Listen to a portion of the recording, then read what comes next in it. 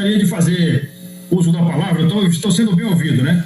Para poder fazer um contraponto, na verdade, um desagravo a esse absurdo que o ministro Gilmar Mendes, que não faz por merecer o cargo que ocupa, citou em relação às Forças Armadas. Eu fiz aqui um pequeno texto, me permita, inclusive, pedir que ele seja depois colocado aí nas mídias aí da Câmara dos Deputados. É o novo príncipe. A frase de Maquiavel, tá certo, afirmando que os fins justificam os meios, não pode mais ser aceita no mundo atual. O STF tem agido de uma forma que deveria ser repensada pelas autoridades dessa Corte Suprema, as atuais e as antigas, realizadas como sendo uma caixinha de surpresa. A população brasileira hoje, quando ouve a palavra STF, já começa a achar que é brincadeira. Nessa última semana, uma denúncia envolvendo um dos membros, o ministro Gilmar Mendes, resolveu no espasmo de autoritarismo, insanidade, atacar as Forças Armadas na pessoa do Exército Brasileiro, acusando levianamente de estar participando de um genocídio.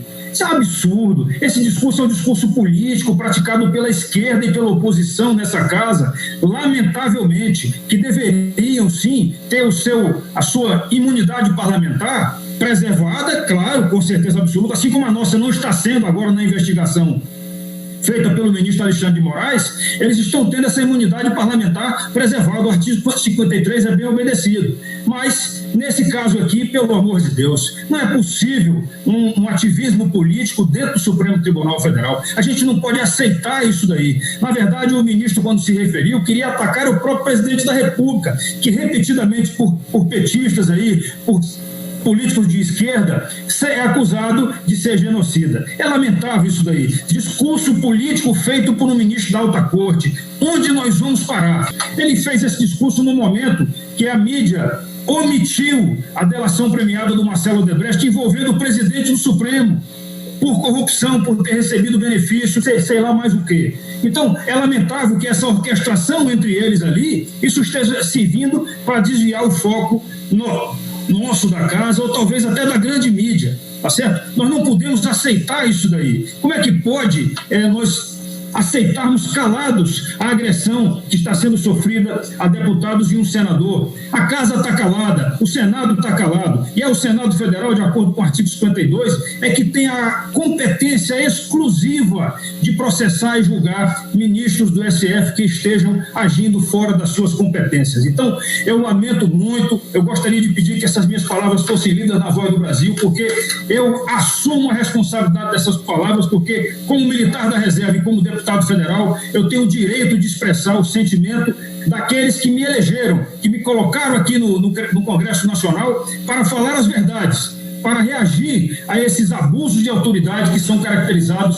por essas autoridades que, infelizmente, não fazem por honrar o termo ministro do Supremo Tribunal Federal. Nenhuma ditadura é boa para o Brasil, nenhuma ditadura será boa para o Brasil, muito menos a ditadura do judiciário. O que nós estamos vendo, e agora parece que está sendo ensaiado aí um pedido de desculpas por parte do ministro Gilmar Mendes, com mais não sei quem. Olha, a agressão que foi cometida contra as Forças Armadas, especialmente o Exército, foi muito grande. Nós temos exemplos e mais exemplos aí de ministérios que são conduzidos por gestores que são gestores, quem tem capacidade de fazer gestão. É só o cara ser administrador. Que a oposição esteja fazendo orquestração em cima disso. O Ministério da Saúde está fazendo um excelente trabalho. A gente só não está conseguindo debelar mais os índices de mortes, porque a decisão ficou com os governadores de estado e com os prefeitos. O próprio STF foi quem delimitou que essa decisão não cabia ao presidente Bolsonaro. E é o presidente Bolsonaro que está sendo apresentada a conta.